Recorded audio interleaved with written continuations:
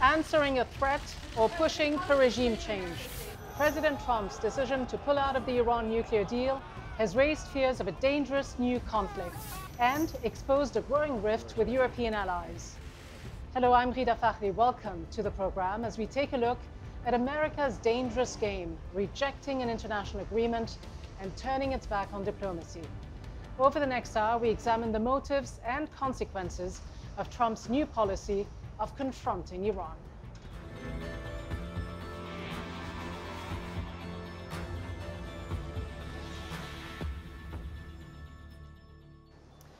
Hello from Washington. He took the unprecedented step of violating an international agreement, and the fallout is barely beginning. Donald Trump's decision to pull out of the Iran nuclear deal and impose the toughest possible sanctions threatens to have consequences that could long outlast his presidency. It was his most radical foreign policy move so far, one that could set the US and the region on the path to another war, and just the latest move to pit the United States against the international consensus. On this program, we examine the reasons behind the withdrawal and look at the consequences for America and the world. But first, a look at how President Trump ended up ditching the deal on Iran. People know my views on the Iran deal. It was a terrible deal. It should have never, ever been made. We signed it, both the United States and France. That is why we cannot say we should get rid of it. We will neither outsource our security, nor will we renegotiate or add on to a deal we have already implemented in good faith. Tonight I'm here to tell you one thing. Iran lied. The deal we have in place now, today, the only existing deal for the moment, is working. Working with our European friends, we think we can be tougher on Iran, but not throw away the heart of the deal. What do you think is going to happen to that agreement? That nuclear agreement? I am announcing today that the United States will withdraw from the Iran nuclear deal. The European Union regrets today's statement by the President of the United States of America. We have a disagreement over the efficacy of the Iran deal, and that's the reason that President Trump exited from it. Britain will remain a party to the JCPOA. The JCPOA, the nuclear deal with Iran, should stay. Fully supports President Trump's bold decision today to reject the disastrous nuclear deal with the terrorist regime in Tehran. Deutschland, Frankreich und Großbritannien haben die Entscheidung getroffen, dass wir uns weiter diesem Abkommen verpflichtet fühlen. L'accord, non seulement il n'est pas mort, mais il a été validé par le Conseil de sécurité des Nations Unies à l'unanimité. همه آنچه در برجام خواست ملت ایران بوده به دست آوریم. Well, as others scramble to save the deal, one major concern is the potential for a new conflict in the Middle East. President Obama has warned his successor that abandoning his diplomatic approach may have increased the threat of war. And that is the focus of our big idea. Here's Jamal Abdi from the National Iranian American Council on why he thinks that while diplomacy works, military options will not. The United States gave diplomacy a chance with Iran and actually sat down across the negotiating table from the Iranians, and we actually got a nuclear deal. Ground zero of diplomacy with Iran is maintaining the Iran nuclear deal. The beauty of the Iran deal is that we have evidence of Iran's nuclear program. 10 IAEA reports verify Iran is complying with the deal. We have very powerful vested interests that do not want to see any sort of U.S. rebalance in the region. Players like Netanyahu, like the Saudi royal family, who view the potential of the United States having a relationship with Iran as a bigger threat than anything Iran actually portends. The reality is that this is about regime change. And if that's the case, there's no use in negotiating because you can't negotiate a regime change. What John Bolton and others are talking about now is to try to engage in some sort of covert war inside of Iran, propping up terrorist groups, ethnic separatism, covert activities that would then likely spill out into regional skirmishes as Iran retaliates. The track record for diplomacy is a positive one. And unfortunately, we now see the Trump administration throwing a playbook away that worked. Pressure and ultimatums only end in military confrontation and war. Diplomacy is how you get political solutions that actually avoid those scenarios. Well, the dangers of a regional confrontation have already been made clear. Just hours after Trump's announcement, Israel launched a wave of strikes on Iranian positions inside Syria. It was claimed to be in response to rocket fire on the Golan, territory illegally occupied by Israel. And within days, there was violence over another of Trump's decisions on the Middle East, moving the U.S. Embassy to Jerusalem. Like the Iran policy, this was staunchly supported by Israel and has led to the deaths of many Palestinian protesters shot dead by Israeli security forces. So much to explore and discuss with our two guests. Gareth Porter is an investigative journalist and historian specializing in U.S. national security policy. His latest book is Manufactured Crisis, the untold story of the Iran nuclear scare. And Michael Pregent is a former U.S. intelligence officer who is now a senior fellow at the Hudson Institute, where he is a senior Middle East analyst. Michael Pregent, as a former Iraq intelligence advisor, I think you'll remember, as all of us do, how U.S. intelligence, quote unquote, about Iraq's supposed weapons of mass destruction took this country and the region, in fact, the whole world, down a very slippery slope, selling the case for war with very dubious, highly politicized intelligence. Sounds awfully similar to what we're hearing now. It looks like this might be happening all over again, this time with Iran's nuclear weapons. Is that the case? No, it's not the case at all. I disagree with the premise. Yes, bad intel on the nuclear aspect, but solid intel on the biological and chemical weapons program that Saddam had. The biggest problem with U.S. intel is that the National Security Agency believes everything it hears if the other side isn't aware they're being collected on. Saddam had a deception campaign. In signals intelligence, he told the Iranians he had a nuclear program. Our National Security Agency believed it as well. It turned out to be false. Now, well, I think it can be argued whether everyone believed it or not, but the bottom line is many people around the world felt that it was misleading information. But just forwarding to today, sure. It seems to me and many other people looking at the Iran nuclear issue is the big problem here is that the Trump administration is actually going against the IAEA's findings, going against international consensus, in fact, going against its own intelligence. Well, the deal with the Iran deal is the IAEA has told us we will not inspect these military sites not protected by the JCPOA, even though we provided imagery showing military activities at these bases. But we're not talking about military sites. Let's focus on the nuclear We're talking about the part ones of this. focused on the nuclear weaponization of the program. It's exactly what we're talking about. Okay, we're talking places like Parchin and Fordo that aren't supposed to have activity. We provide imagery to the IAEA, and they say they refuse to be a political arm of the United States. So are you saying the Secretary of Defense of this country, the chairman of the Joint Chiefs of Staff, Yes, I am. U.S. intelligence agencies, Yes. the State Department, the UN Security Council, even some Israeli intelligence officers, including the IDF's Chief of Absolutely. Staff, who believed the deal was working, verified, Right. they are all wrong? Yes. Now, I was in the intelligence community, and I disagreed with a lot of intelligence analysts that said these things weren't happening. It's as simple as looking at highly compartmentalized intelligence to see what's happening. Pompeo had access to that as CIA director.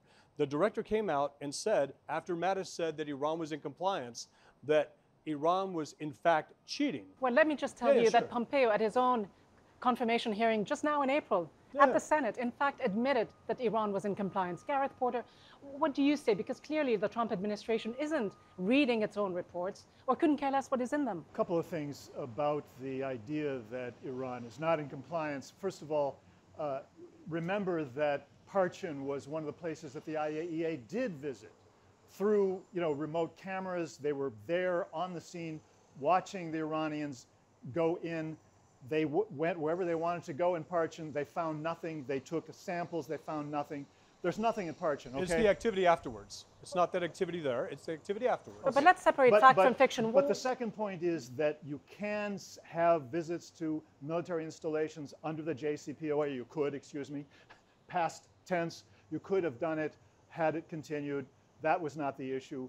There was, of course, a procedure to go through, but they could go and visit and take samples and find out if there had been any. Could not take samples. Iran had to provide the samples. That was in the agreement. Iran was able to provide the samples. They were not able to get their own samples. But you have the most robust verification mechanism, snap inspections. No other country has apparently ever subjected itself to language. It's not Gareth Porter, policy. to you on one point. I mean, clearly there are many like Michael Pregent and plenty of people here in the administration, clearly President Trump in the White House behind us, who believe that Iran was not in compliance, regardless of what everyone else has said.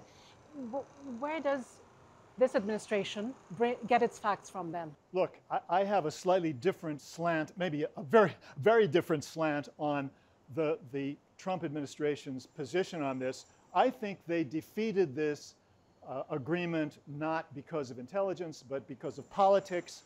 And I think they did it by having an argument that was emotionally powerful, which is that the Iranians lied about not having ever had a secret nuclear weapons program. You've looked at the facts. I've looked at the facts. My whole book, Manufactured Crisis, is an investigative history of the Iran nuclear program. And what I found was that the reality is that Iran has not really wanted to have nuclear weapons because it is a Shia-governed country and they are illegal under Shia Islam.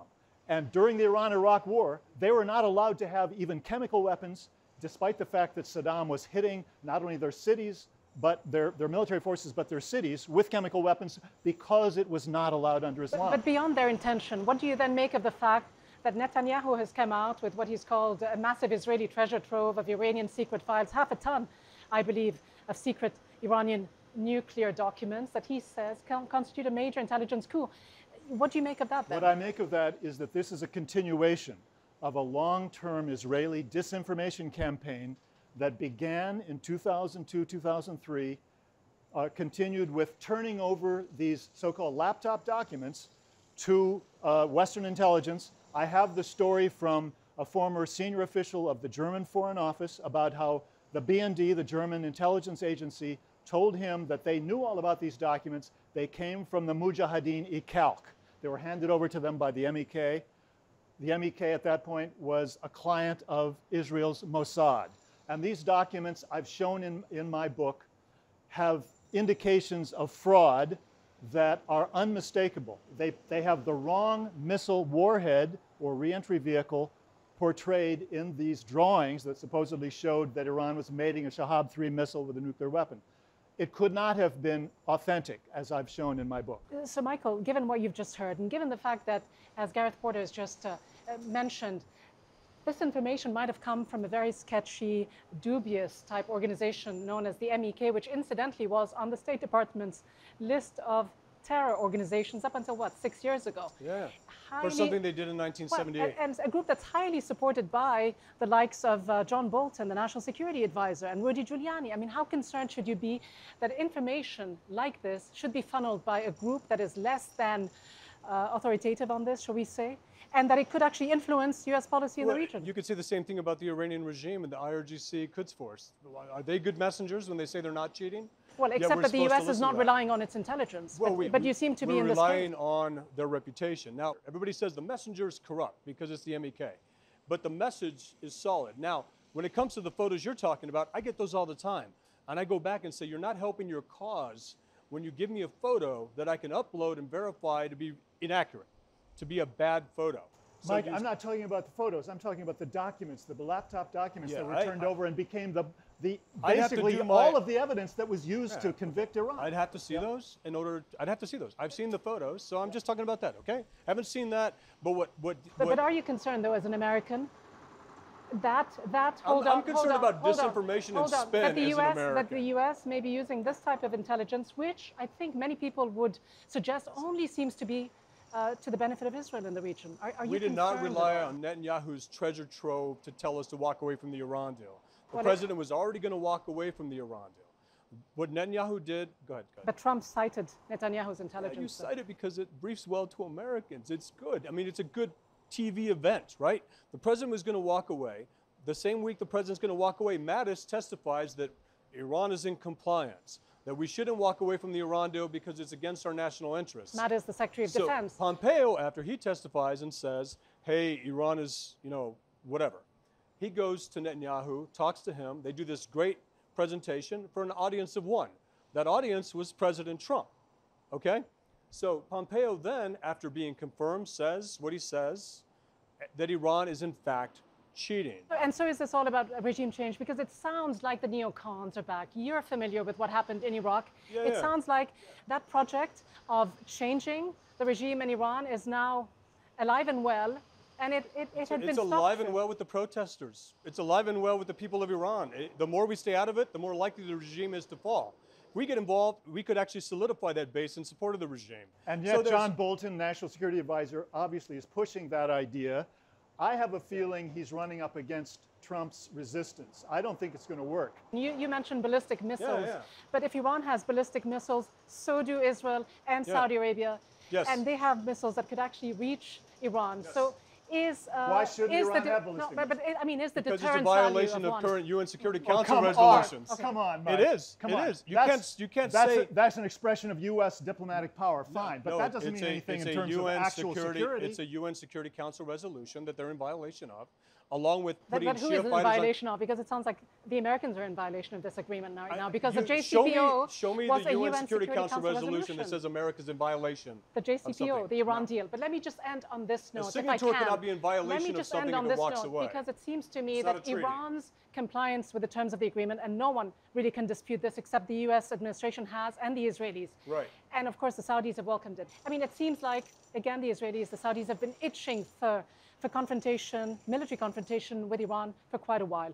What do you make of the doomsday scenarios that we could actually all be heading toward a major conflict here? Well, World War III, some people I think the problem is not so much the Saudis, in fact, but the Israelis. They're the ones who have worked so closely with the Trump administration. Since last December especially, there was an agreement between the two governments on a whole series of steps that would be taken. So what we're seeing in Syria today is clearly a reflection of an agreement between Israel and the United States. I think the problem is Israel is the most aggressive militarily in the Middle East, has been for generations. It's still the case today. Happens when you're surrounded on all sides by a discussion we could carry on for quite a while, but we must leave it here. Gareth Porter, Michael Pregent, thank you both very much indeed. Announcing his decision, President Trump told the Iranian people that America stands with them, even though it intends to impose the highest level of sanctions against Iran. Restarting sanctions will undoubtedly make things tougher for Iranians in an economy already suffering from high inflation and high unemployment. Many people never saw the economic benefits the deal was meant to bring. So how might Trump's latest intervention affect sentiment on the street? We got the view from Tehran. من به عنوان یک شهروند ایرانی از آقای روحانی انتظار داشتم همونطور که کشوری که مثل آمریکا توی برجام از این توافق بیرون اومد آقای روحانی هم میتونست بیرون بیاد از این توافق. فشار بیشتری به مردم خواهد آمد. دوباره میگم راههای قاچاق و همین دور زدن ها و اینها احتمالاً باز میشه. مردم باید یه مقدار صبر و حوصله و تحمل داشته باشن. انشالله این مشکل هم مثل مشکل‌های دیگه با قوت خودش پشت سر خواهیم گذاشت. بله و این دفعه میدونم که تهدیدهای یعنی تحریم‌های خیلی بدتری رو قراره که انجام بدن. ما زمانی که تحریم بودیم خیلی سخت بود، گرونی و همه چی، الان هم دیگه بدتر از این روزا. خب 100% دولت ما بیشتر مقصره، به خاطر اینکه حالا اگر با این قضایه یکم کنار بیاد گفتگو کنه، یعنی باید به فکر بیشتر مردمش باشه تا اینکه خواست خودش باشه، ولی متاسفانه دولت ما فقط به فکر خودشه، به مردم هیچ فکری نمیکنه. از طرف ایران اون حالا حسن نیت نشون داده شد و این معاهده باید انجام میشد، ولی آمریکا اومد معاهده رو زیر پا گذاشت و از برجام خارج شد. ببینید دو طرفه است. به نظر من ما نمیتونیم مرتب بگیم مرگ بر آمریکا. من نگران نیستم. ایران اگر بخواد بزنه با یک موشک، با یک دونه موشک خود امریکا رو میزنه. فکر نکنید. Joining me now is Robert Malley, President and CEO of the International Crisis Group. He was a key U.S. negotiator in the 2015 Iran nuclear deal and served in the Obama administration as special assistant to the president, as well as White House coordinator for the Middle East.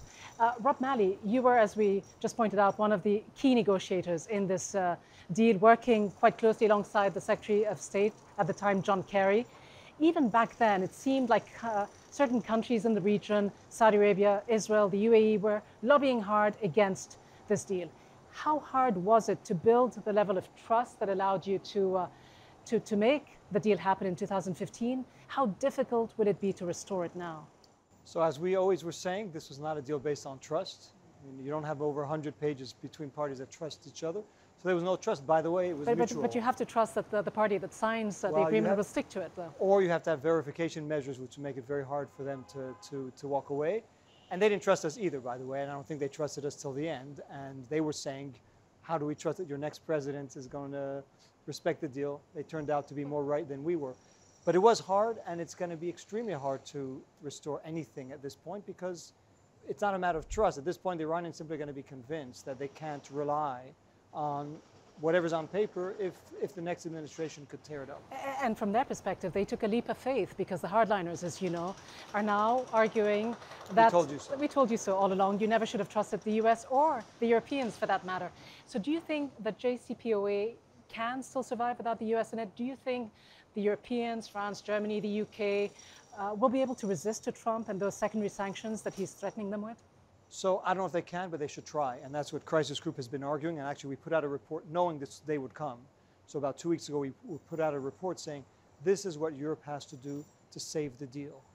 They may not be able to. What should they do? What can you tell us that you've told them? The goal is to immunize European business from the impact of US extraterritorial sanctions. And that means building a firewall. It means giving guarantees. It means making sure that if a company is going to be sanctioned by the US, the Europeans will protect it. It means telling the US, we want an exemption for our companies because otherwise we're going to have a possible trade war. So whether it will happen, who knows? And whether it's going to be enough to keep the Iranians in, that's a different matter. And leaving the extraterritoriality of this whole thing aside, the fact, I mean, that the French and others are up in arms, that the US should even impose those types of sanctions on their own companies. What happens with the Chinese, for example? So the Chinese are more likely to ignore what the Americans are doing, as are the Russians, because they have less interaction with the US. But will the US even threaten the Chinese, do you think? Who knows? I mean, you know, we heard John Bolton yesterday say, we'll see what happens and we might sanction.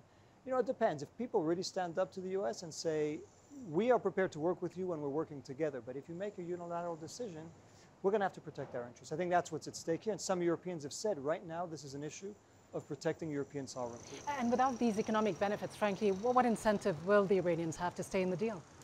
Well, that's why the key is to give them enough economic benefits, because they're going to lose some. Once the U.S. withdraws, a lot of the businesses are going to choose not to do. Knowing them as well as you do, you've negotiated with them for years. What's your best? I think there's a debate, very intense debate going on there. The more the Europeans do, the more those who are arguing for staying in the deal are going to be able to make their case.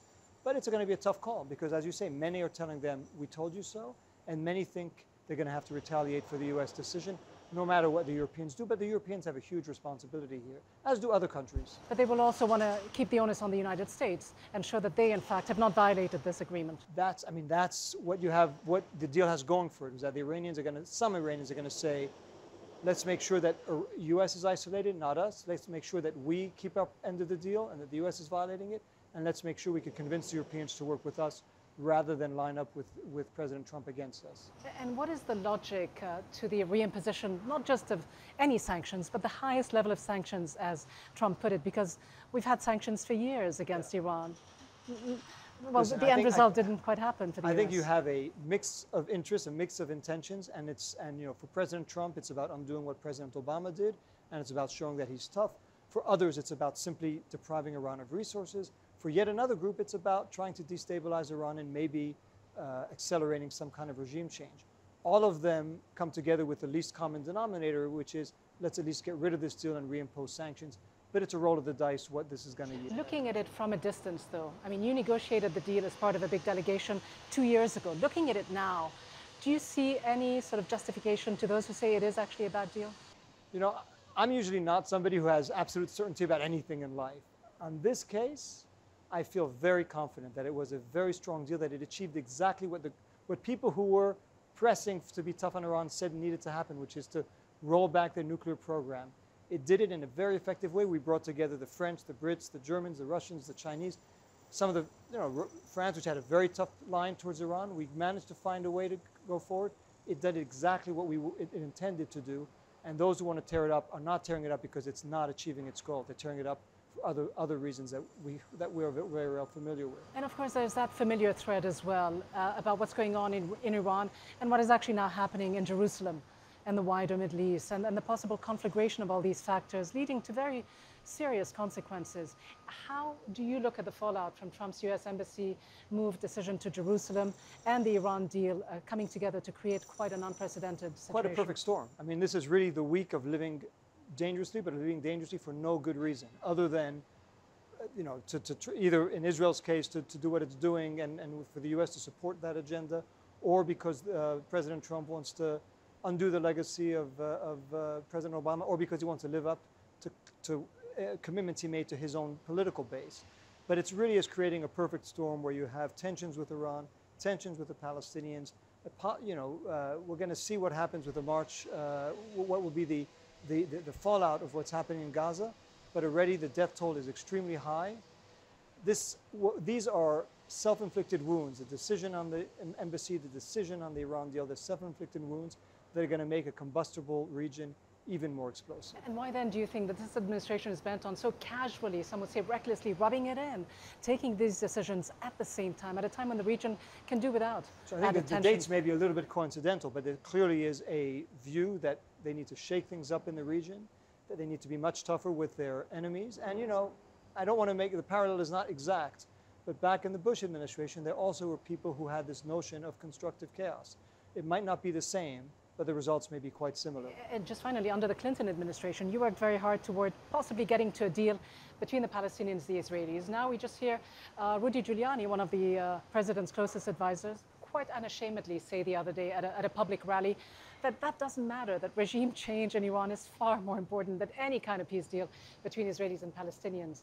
What does it say about the priorities of this administration and its respect or lack of respect for international law, for established U.S. policy, and for the whole notion of justice in this region? This is a long discussion. Certainly this administration seems to be throwing a wrecking ball to the region and doing it for ideological reasons or for personal reasons, but reasons that have very little to do with the interests of stability in the region, with the well-being and the prosperity of the people of the region. And by the way, I would say that includes Israelis themselves, because in the long run, the kind of tensions, the polarization, the escalation between Israelis and Palestinians is a huge disservice to the Palestinian people. It's also a disservice to the people of Israel. Rob Malley, thank you very much indeed. Thank you.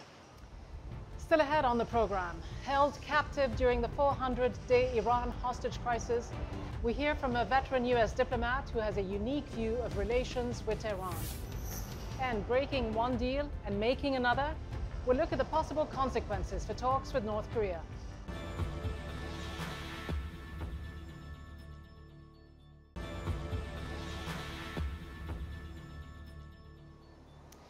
Welcome back. Now to the other countries remaining in the Iran deal.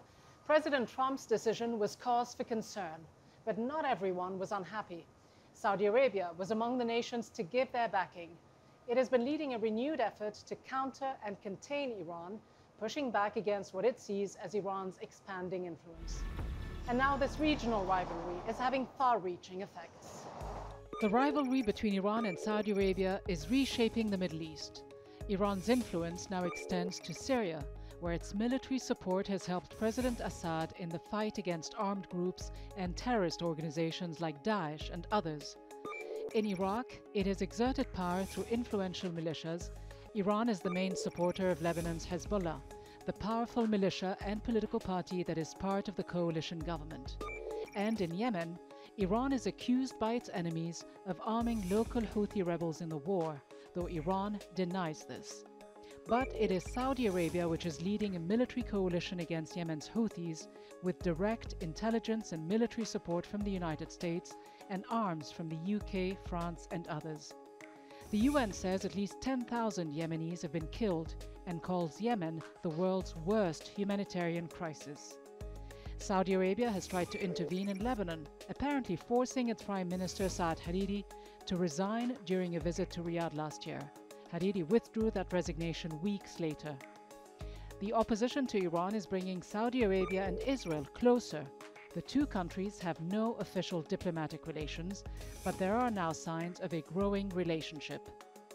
The opposite has happened in Qatar, where Saudi Arabia and its Gulf allies have imposed a blockade. Top of their list of complaints, Qatar's close ties with Iran.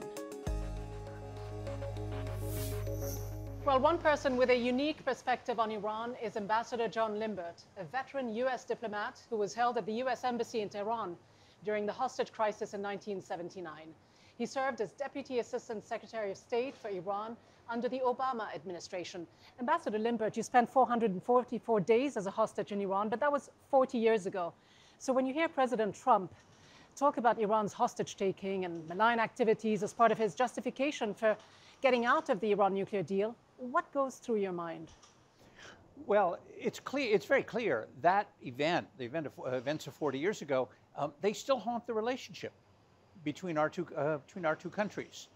And when under President Obama and Secretary of State Kerry, we made some tentative steps to changing that relationship into something more productive for both sides, the ghost didn't go away. Didn't go away, and does it justify in any way the continuing suspicion? I don't think so. I mean, the fact is that there are a lot of things about the Islamic Republic that we don't like, and President Trump doesn't like, and I don't like. But that doesn't change the fact that there are reasons for engaging with the Islamic Republic and speaking to it.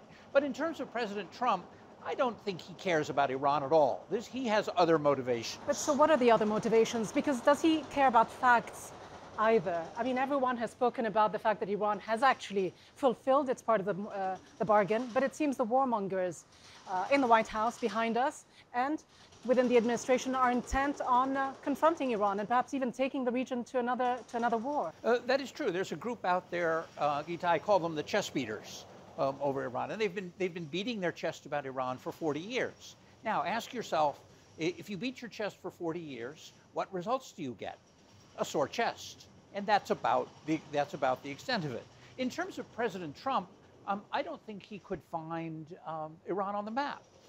I think, Iran is a woman's name, and I think he thinks Iran is the trophy wife of some Baku oligarch or something like that. And it has led many people to actually almost make fun of the whole idea of Trump undoing everything that President Obama did before him, that he simply doesn't seem to like the signature that is on any kind of agreement. No, that's very clear. He is obsessed with undoing the work of his predecessor. But it's very clear that if Obama negotiated a deal, by definition, by Donald Trump's definition, it has to be a bad deal. Because after all, he is the world's greatest negotiator, if you believe him. And he could certainly make a better deal, or at least so he believes. But here he isn't just going against the intelligence that's being provided by so many around the world, including the IAEA, but his own intelligence, the State Department's own intelligence.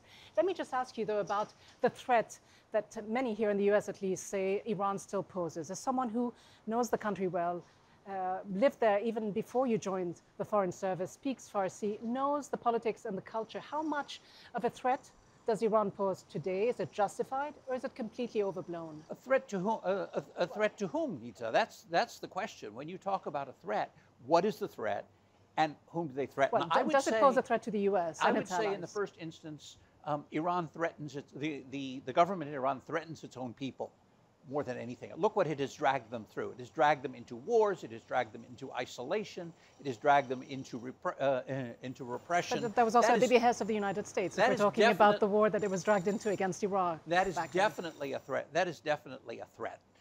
The threat to a threat to Israel, because Israel constantly says that Iran poses an existential threat to it.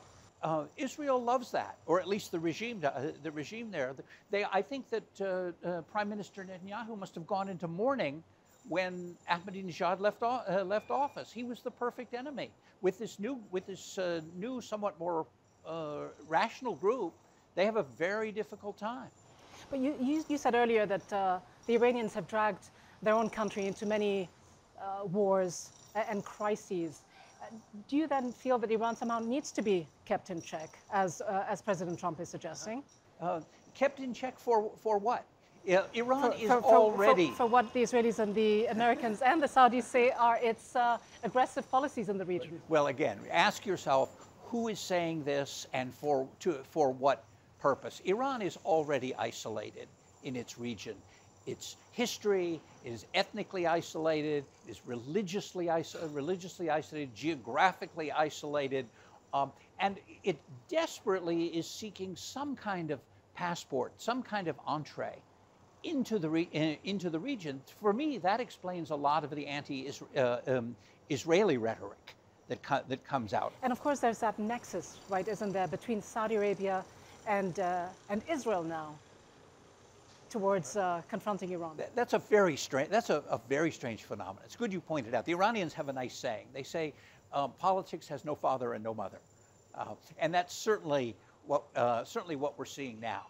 But you know, the Saudis are an interesting case. If it were in their interest, they would deal with Iran as well. At the moment, though, they are terrified that this divorced couple, the U.S. and Iran, will somehow get back together. And to what extent has Trump weakened the moderates in Iran, the reformists, those who had argued alongside President Rouhani that it's time to trust the West, we can do business with them? What does it send to the highly educated, vibrant, young society within Iran itself?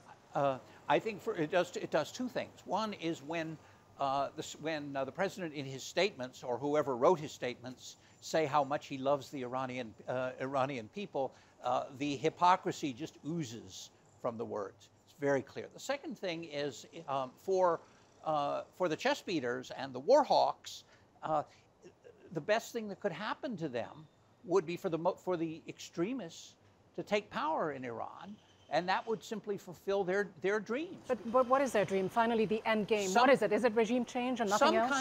Some kind of regime change. I mean, look, John Bolton, Rudy Giuliani, and Elaine Chao and others have taken money from these neo-Jonestown, neo-Khmer Rouge cultists called the MEK. They make speeches for them. They take their money. This is a detested group. How is this going to end? In Iran. How is this ending? I was a diplomat for 35, 40 years. I'm always hopeful. But it's hard to see this ending well at this point. Ambassador Limbert, thank you very much indeed. Thank you, Rita. Thank you. President Trump derided the Iran agreement as a terrible deal, and in pulling out, he ignored the advice of key allies and senior members of his cabinet. Their message that the deal was the best way of keeping Iran's nuclear program in check. James Champion has our 5 facts. Iran's nuclear stockpile has been reduced by 98%. Before the deal, Iran had 10,000 kilograms of enriched uranium, the fuel needed for nuclear power or nuclear weapons. Under the deal, it is allowed just 3,000 kilograms for peaceful purposes. Weapons-grade uranium is 90% enriched.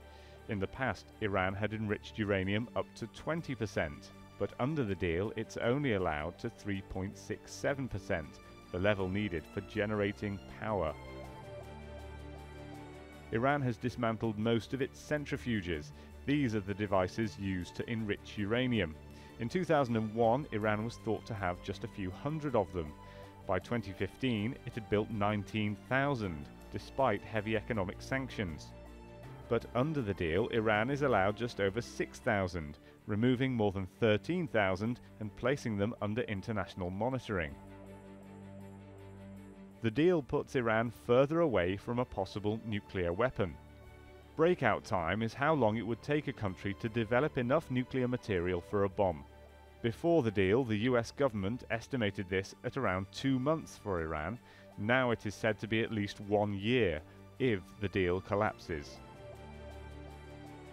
Inspectors say Iran is meeting its commitments. Inspectors from the nuclear watchdog, the IAEA, have issued 10 reports since the deal, all saying Iran is keeping to the agreement. In the first year after the deal was implemented, inspectors carried out 400 site visits and 25 snap inspections. In 2017, they spent 3,000 days in the field, but so far they haven't requested access to any sensitive military sites, which Iran says are off-limits. Iran has committed never to develop nuclear weapons.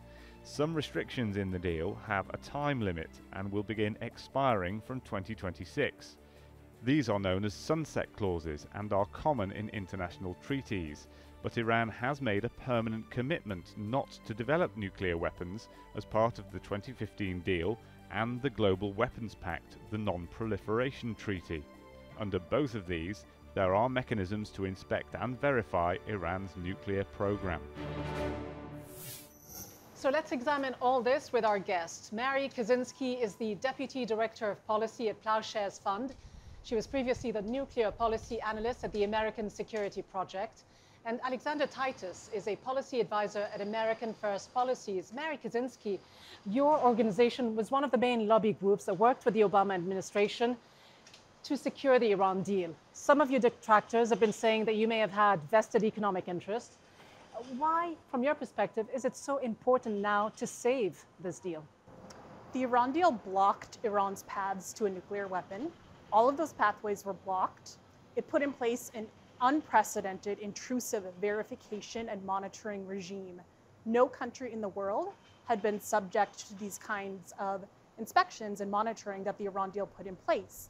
Without this deal, we might lose access to those inspectors. Iran could legitimately resume its nuclear activities. This is a serious threat. It's a danger to the entire world. It's in particular a danger to US allies in the region, including Israel. So when Trump says that the agreement actually, and the terms of the agreement would have allowed Iran to build a nuclear weapon within 7 years, how accurate or misleading is this? Because after all, Iran wasn't and isn't still part of this agreement, but it's also a signatory to the NPT, the Non-Proliferation Treaty, which forbids any country to actually develop nuclear weapons, doesn't it? Absolutely. President Trump's statements that the deal allows Iran to build nuclear weapons are quite simply incorrect. Iran was blocked from building a nuclear weapon. It committed to never pursuing a nuclear weapon in accordance with its commitments under the Nuclear Non-Proliferation Treaty. Now, some of the limits of the Iran deal expired after 7 years. Ideally, we would have negotiated longer terms for the agreement. But by pulling out of the deal and killing it now, we've lost that opportunity. So, a lost opportunity, Alex Titus. You just heard Mary say that this was the most intrusive regime any country has ever subjected itself to. All paths were closed to Iran to ever develop a nuclear weapon. So, a red herring when we hear the president say that that was not the case? So I think we should be proud of President Trump for removing the United States from this deal. And basically what Iran's ultimate goal was here was a path, a strategic and patient path to acquiring a nuclear weapon. But you know that that isn't true, because it not only is bound by this agreement, and by the way, it did not violate the agreement, the United States did, but it's also, we just said, a party to the NPT. How exactly would it build a nuclear weapon? I mean, wouldn't it, if that was the intention, get out of the NPT just like North Korea did in 2003, like Israel never did? Why is it still there? There's plenty of countries that sign on to international agreements that have no enforcement or no will to actually join some of these agreements. I mean, Syria has signed on to a number of international agreements and UN resolutions, and they're literally gassing their own people. By the way, but Iran signed on to it willfully since 1970, and it is still in the JCPOA. What more does the Trump administration want from Iran at this stage? So we'll see. We know we did not have access to all the military sites that we wanted to. We know there was sunset clauses in the agreement, which would eventually allowed Iran to actually develop and enrich enough uranium to have a nuclear weapon. And we know that they have an intent to develop a nuclear weapon. We just saw Prime Minister Netanyahu last week come out with documents which were from the early 2000s and late 2000s that said that Iran obviously had intentions to eventually develop nuclear weapons. It's interesting you say that. I mean, Mary, let me have you answer first, and also just perhaps mention that the State Department's own recent report on non-proliferation, published just last April, a few weeks ago, actually said that Iran was fulfilling every part of this agreement. And I think you'll recall that back in, was it 2007? The NIE the National Intelligence Estimate. All 17 U.S. intelligence agencies said that Iran was no longer pursuing a nuclear weapon. But let me listen to what counter-argument you have. That's absolutely correct. There was nothing new in Prime Minister Netanyahu's presentation. All of those documents had been previously examined by the International Atomic Energy Agency, by U.S. intelligence estimates. So there was nothing new there. It's all very clear. We've known for a very long time that Iran did pursue a nuclear weapons program prior to 2003. What level of credibility and trust can the U.S. now have with anyone, with the Iranians going forward, but also with North Korea and any other country that wants to pursue nuclear weapons, when it's just as easy, it seems, to undo a signature as it is to put one on any agreement? Absolutely. Well, I think it's pretty clear that President Trump has undermined U.S. credibility. He's done that a number of times. This is just the latest step. But how important is this one? I think it's really important to remember that when we talk about reimposing sanctions on Iran, we're actually talking about imposing sanctions on European allies, European companies that we need alongside us in order to negotiate a new deal. If we're really willing to sanction the UK and France and Germany and our allies, we have no leverage. We're not willing to do that. It's a good idea, this rift that you're creating, the U.S. administration has created with its own allies in the region, the Europeans. Will you sanction? You just said allies in the region. To be clear, Saudi Arabia, Israel, the UAE, and Kingdom of Bahrain all praised the president for his stance of pulling out of the deal. So I think those are allies that get left out of the conversation a lot of the time when they're the ones who actually have to deal with the impacts on the ground. But they obviously have an ulterior motive. I mean, it's all regime change, isn't it? What they want to see is this government no longer exist. I mean, what do you make of the fact that Saudi Arabia immediately said that it too might think of developing nuclear weapons if Iran went ahead and restarted its uranium enrichment? Is that a good thing? Because the administration said not a word about this. I mean, I don't think anyone thinks it's a good thing for war regimes to have nuclear weapons, but in terms of Saudi Arabia is, and these different Arab countries and Israel, the ones who actually have to deal with the negative impacts on their border. So I think it's interesting with a lot of these European countries who obviously we need to work with and obviously we need to ensure that they're sort of taken care of as our allies, but they're not actually the ones who have to deal with the negative effects on their doorsteps of this deal. So how reckless, how short-sighted does this all look to you, Mary? I mean, the director of the International Campaign to Abolish Nuclear Weapons, a Nobel Peace Prize laureate, put it simply. She says this is an incredibly stupid decision. But is it more than that? Is it recklessly dangerous if other countries in the region, in addition to Israel, we all know has nuclear weapons, goes ahead and develops some? It's very dangerous. It's extremely dangerous. And it's very clear that the Trump administration has no plan to prevent other nations from developing nuclear weapons. When the White House press secretary was asked about Saudi Arabia's threat to pursue nuclear weapons if Iran does, the White House press secretary said, "I don't believe we have a policy on that."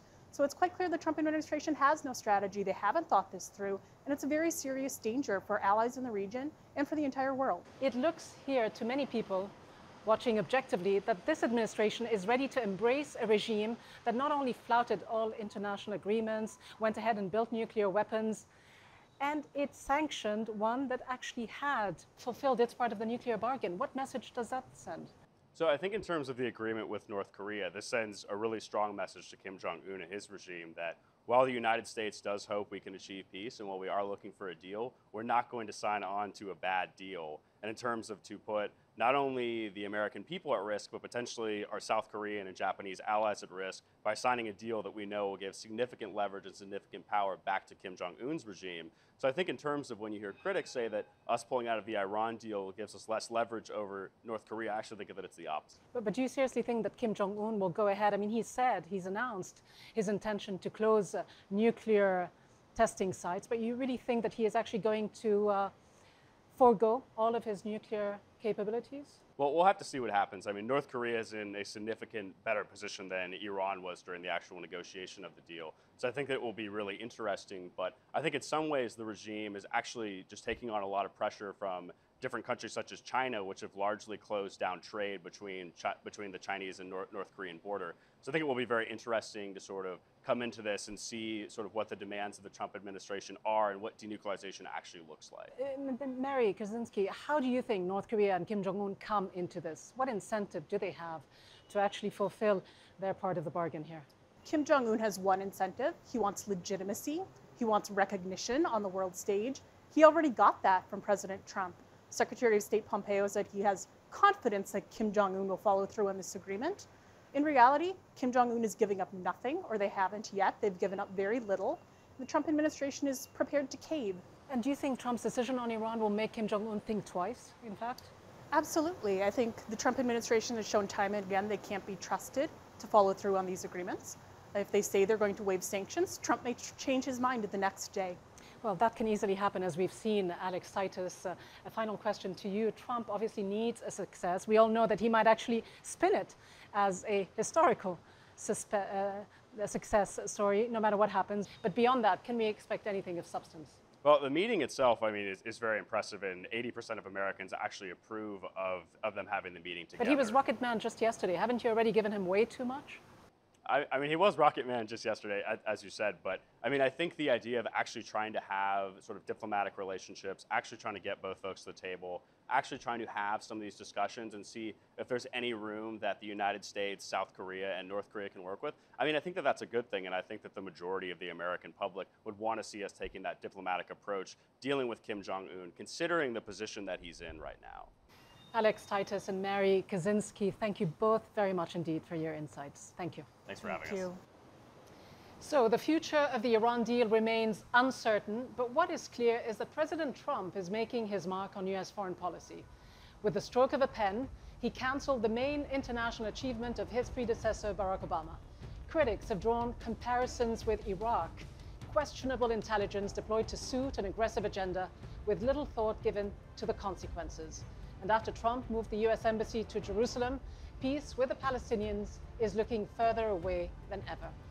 And as many people fear, the US president's decisions could be moving the Middle East into a more dangerous new phase. From me, Rida Fakhri, and all of the team here, thanks for watching.